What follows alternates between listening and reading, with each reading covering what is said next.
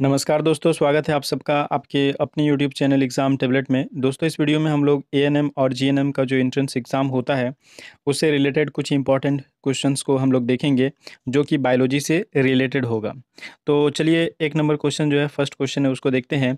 In which type of dentition each tooth in the buccal cavity is embedded in a socket of jaw bone? किस प्रकार के दंत विन्यास में मुख गुहा में प्रत्येक दांत जबड़े की हड्डी में एक सॉकेट में अंतःस्थापित होता है? तो इस तरह के जो डेंटेशन होते हैं, इसको क्या बोलते हैं? देखिए, पूछ रहा है कि जो दांत है, ये जबड़े में क्या है, जो हम लोगों का इंसान का जो जबड़ा है उसमें क्या एम्बेडेड होता है, अंतःस्थापित होता है दांत। ठीक है, तो इस प्रकार के डेंटेशन को क्या बोलते हैं? ठीक है, तो ऑप्शन ए में हो गया हेट्रोडोंट, या फिर ऑप्शन बी में हो गया थीकोडोंट, या फिर ऑप्शन सी में हो गया डाइफोडोंट, या फिर ऑप्शन डी में हो गया मोनोफायोडोंट।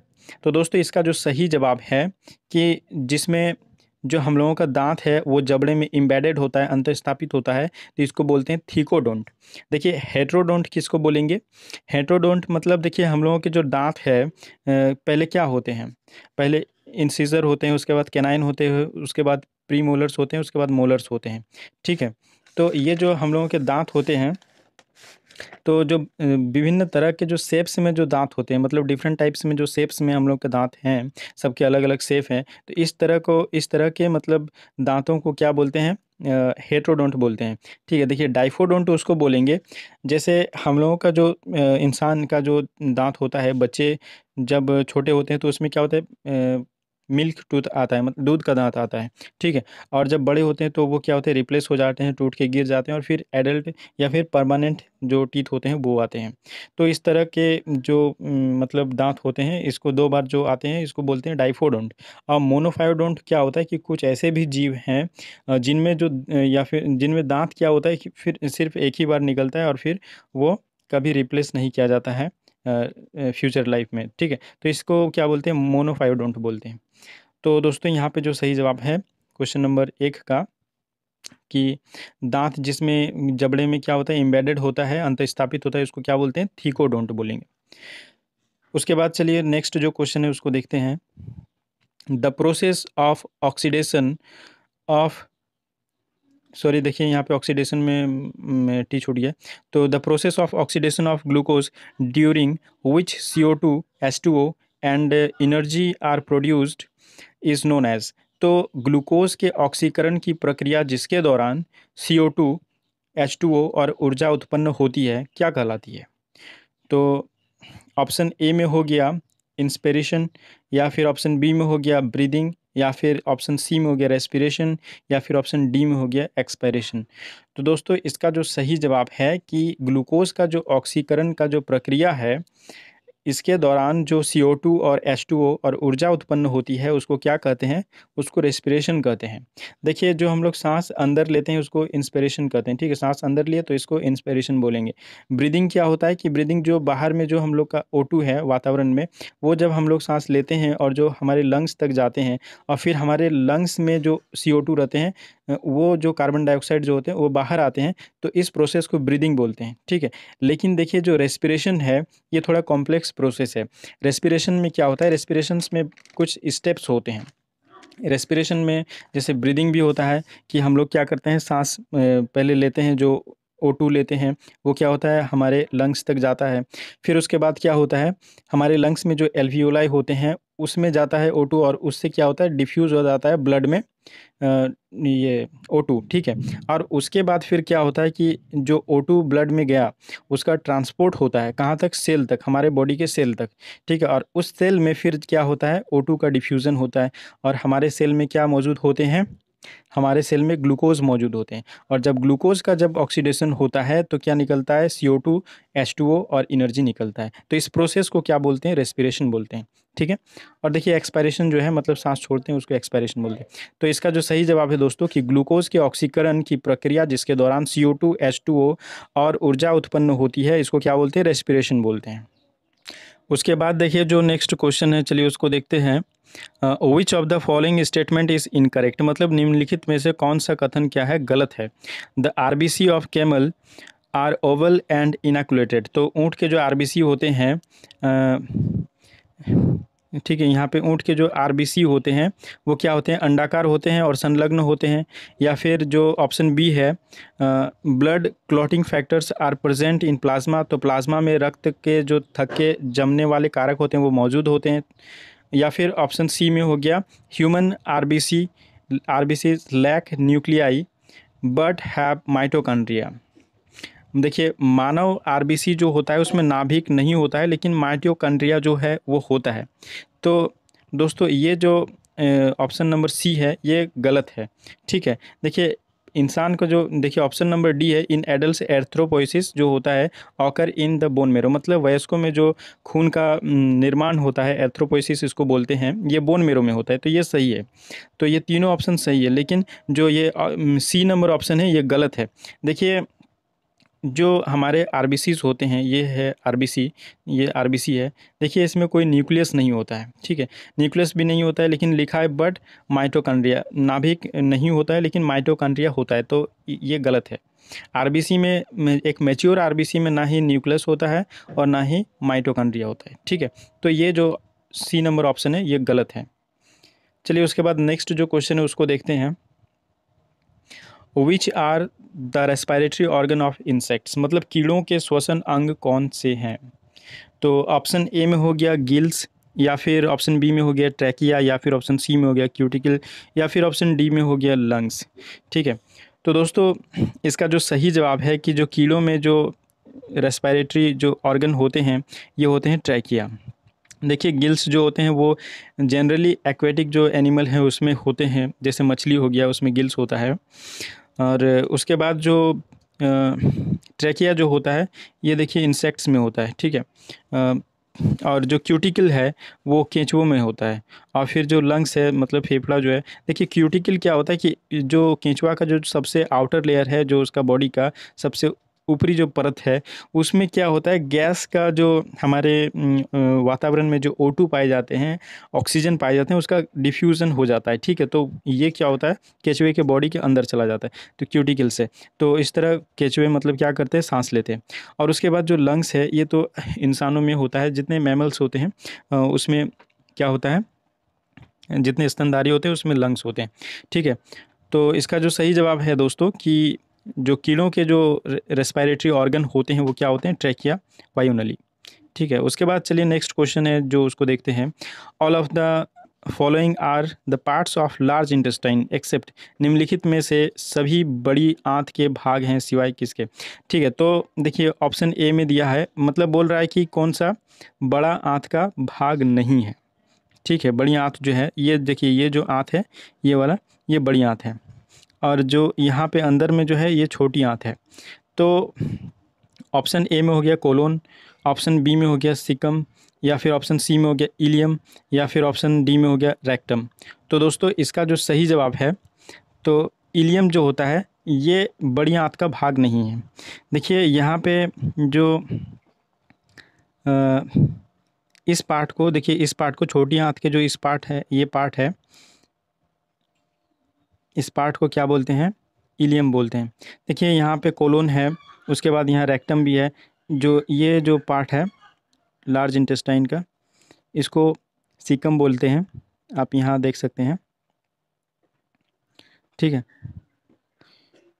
तो दोस्तों यहाँ पे जो ये जो पार्ट, यहाँ पे जो ऑप्शन नंबर सी है ये क्या है, ये स्मॉल इंटेस्टाइन का एक भाग है। ठीक है, बाकी सब जो हैं वो क्या है, वो लार्ज इंटेस्टाइन के पार्ट होते हैं। कोलोन, सीकम और उसके बाद रेक्टम, ये सब क्या है, लार्ज इंटेस्टाइन के पार्ट है, लेकिन जो इलियम है ये क्या है, स्मॉल इंटेस्टाइन का पार्ट है। उसके बाद जो नेक्स्ट क्वेश्चन है उसको देखते हैं, question number 6। Which of the following is known as the graveyard of RBC. तो आरबीसी का जो ग्रेवयार्ड मतलब कब्रिस्तान किसको बोला जाता है। ठीक है, ऑप्शन ए में हो गया लीवर यानी यकृत, ऑप्शन बी में हो गया स्प्लीन यानी तिल्ली, या फिर ऑप्शन सी में हो गया पैनक्रियाज जिसको अग्न्याशय बोलते हैं, या फिर ऑप्शन डी में हो गया बोन मेरो यानी अस्थि मज्जा। तो दोस्तों इसका जो सही जवाब है ग्रेवयार्ड ऑफ आरबीसी जिसको बोला जाता है, आरबीसी का कब्रिस्तान जिसको बोला जाता है, उसको क्या बोला जाता है, ये बोला जाता है स्प्लीन को। ठीक है, और देखिए लीवर जो होता है, लीवर क्या है, ये देखिए यहाँ पे लीवर है, थोड़ा इसको जूम करते हैं। तो जो ये लीवर होता है, लीवर देखिए, लीवर बाइल का जनरली प्रोडक्शन करता है। और बहुत सारे विटामिन जो होते हैं, जैसे विटामिन ए, विटामिन जो डी होते हैं, बी, विटामिन बी 12 जो होते हैं, इसको क्या करता है, स्टोर करता है लीवर, ठीक है। और देखिए जो इस पेनक्रियास जो होता है, पेनक्रियास देखिए यहाँ पे पेनक्रियास होता है स्टोमक के पीछे में। तो पेनक्रियास जो है वो एक एंडोक्राइन और एक्सोक्राइन ग्लैंड की तरह काम करता है। देखिए पेनक्रियास का जो एक्सोक्राइन जो ग्लैंड होता है, एक्सोक्राइन जो पार्ट होता है, उससे क्या निकलता है, पेनक्रियाटिक जूस निकलता है। उसमें बहुत सारे एंजाइम होते हैं जो कि डाइजेशन में क्या करते हैं, हेल्प करते हैं। और जो एंडोक्राइन जो पार्ट होता है पेनक्रियास का, देखिए उसमें क्या होता है कि एंडोक्राइन पार्ट में क्या निकलता है, एक इंसुलिन हो गया और एक ग्लूकागोन हो गया।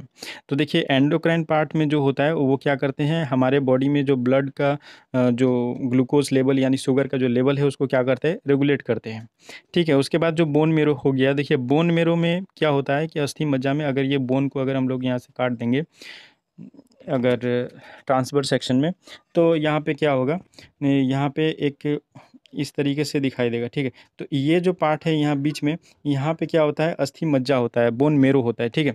और यहाँ पे क्या होता है, आरबीसी, डब्ल्यूबीसी और प्लेटिलेट्स, आरबीसी, डब्ल्यूबीसी और जो प्लेटिलेट्स होते हैं, जो कि हमारे रक्त को थक्का बनने में हेल्प करते हैं, प्लेटिलेट्स। और देखिए डब्ल्यूबीसी हमारे बॉडी को क्या करते हैं, प्रोटेक्ट करते हैं अगेंस्ट जो बैक्टीरिया रहते हैं वो सब के, या फिर जो भी पैथोजेंस रहते हैं उससे हम लोगों को बचाते हैं डब्ल्यूबीसी। और जो आरबीसी होते हैं वो तो ऑक्सीजन का ट्रांसपोर्ट करते हैं, न्यूट्रिएंट्स का भी ट्रांसपोर्ट करते हैं। तो ये सब जो आरबीसी, डब्ल्यूबीसी और जो प्लेटलेट्स है वो कहाँ बनते हैं, वो अस्थि मज्जा में बनते हैं, बोन मेरो में बनते हैं, ठीक है। देखिए उसके बाद जो ये स्प्लीन है, स्प्लीन में आरबीसी का क्या होता है, देखिए आरबीसी का जो कब्रिस्तान यानी ग्रेवयार्ड, स्प्लीन को क्यों कहा जाता है। देखिए स्प्लीन में क्या होता है, जो स्प्लीन जो एक छोटा सा स्ट्रक्चर होता है जो कि कहाँ होता है, जो कि पेनक्रियास के ठीक थोड़ा सा साइड में होता है। जैसे यहाँ पे अगर पेनक्रियास है, इसको हम लोग पेनक्रियास मान लेते हैं। तो यहाँ पे रहता है स्प्लीन, ठीक है, ये स्प्लीन। तो स्प्लीन में एक एंडोथेलियल जो स्लिट्स होते हैं, ये उसमें क्या होता है कि आरबीसी का जब 120 दिन हो जाता है, आप जानते हैं कि आरबीसी का जो लाइफ स्पान होता है 120 दिन का होता है, 120 डेज़ का होता है, उसके बाद वो डिस्ट्रॉय हो जाते हैं। तो जो आरबीसी 120 दिन के हो गए होते हैं, या फिर जिसमें डिफॉर्म आ गया होता है, थोड़ा खराबी आ गया होता है, तो वो जो स्प्लीन होते हैं उसके एंडोथेलियल स्लिट से पास नहीं कर पाते हैं, ठीक है। तो वो जो स्प्लिनिक कॉर्ड है उसमें ही रह जाते हैं, और वहाँ पे जो मैक्रोफेजेस होते हैं वो उस आरबीसी को क्या करते हैं, डिस्ट्रॉय कर देते हैं। तो इसलिए जो ये आरबीसी का जो कब्रिस्तान किसको कहा जाता है, स्प्लीन को कहा जाता है। उसके बाद जो नेक्स्ट क्वेश्चन है उसको हम लोग देखते हैं। Nephridia are the tubular excretory structure of, nephridia tubular उत्सर्जन संरचनाएं हैं। मतलब देखिए नेफ्रिडिया जो है वो किसका उत्सर्जन संरचना है, मतलब जैसे मनुष्यों में क्या होता है, किडनी होता है, उस तरीके से नेफ्रिडिया किसका है, ठीक है। तो यहाँ पे ऑप्शन ए में हो गया कॉकरोच, या फिर ऑप्शन बी में हो गया प्रॉन, या फिर ऑप्शन सी में हो गया बोथ, मतलब कॉकरोच और प्रॉन दोनों में होता है, या फिर ऑप्शन डी में हो गया अर्थवार्म, मतलब केचुए में होता है। तो देखिए इसका जो सही जवाब है वो है अर्थवार्म यानी केचुआ, ठीक है। नेफ्रिडिया क्या होता है, ये केचुआ में एक उत्सर्जन स्ट्रक्चर की तरह काम करता है। उसके बाद जो नेक्स्ट क्वेश्चन है उसको हम लोग देखेंगे। जो नेक्स्ट क्वेश्चन है, how many bones are present in each lower limb of human, मतलब मनुष्य के प्रत्येक निचले अंग में कितनी हड्डियां होती हैं। तो देखिए जो लोअर लिम्ब होता है इंसान का, तो ये जो लोअर लिम्ब है इसमें बोल रहा है कितनी टोटल हड्डियां होती है। तो लोअर लिम्ब में जो इंसानों का जो हड्डियां होती है ये कितना होता है, 30 होता है, ठीक है। उसके बाद जो नेक्स्ट क्वेश्चन है उसको हम लोग देखेंगे। नेक्स्ट जो क्वेश्चन है, amoeba shows movement with help of, amoeba किसकी सहायता से गति करता है। ऑप्शन ए में हो गया स्यूडोपोडिया, या फिर ऑप्शन बी में हो गया मसल्स के थ्रू, या फिर ऑप्शन सी में हो गया सीलिया के थ्रू, या फिर ऑप्शन डी में हो गया फ्लेसिला के थ्रू, जिसको कशाभिक बोलेंगे हिंदी में।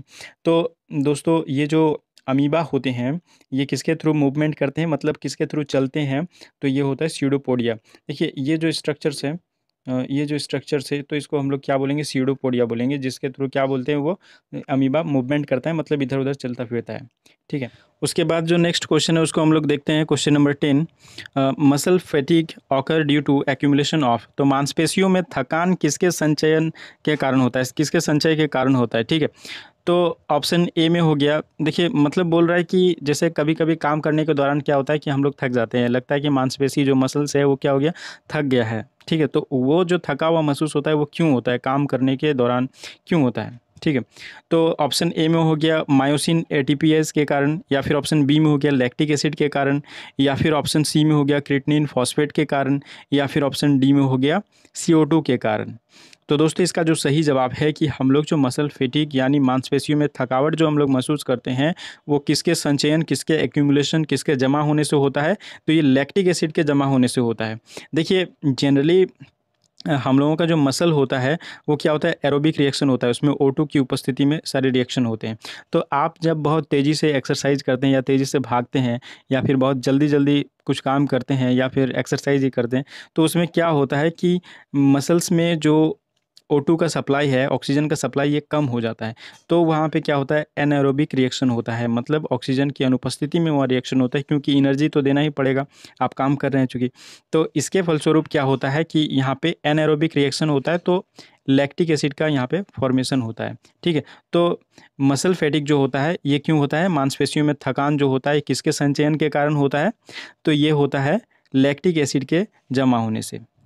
तो दोस्तों वीडियो को अंत तक देखने के लिए बहुत बहुत धन्यवाद, और वीडियो को लाइक करें, शेयर करें, और अगर आप हमारे इस चैनल में नए व्यूअर हैं तो हमारे इस चैनल को ज़रूर सब्सक्राइब कर लें और बेल आइकन को भी प्रेस कर लें, ताकि जब भी मैं वीडियो अपलोड करूं तो इसका नोटिफिकेशन आपको मिल पाए।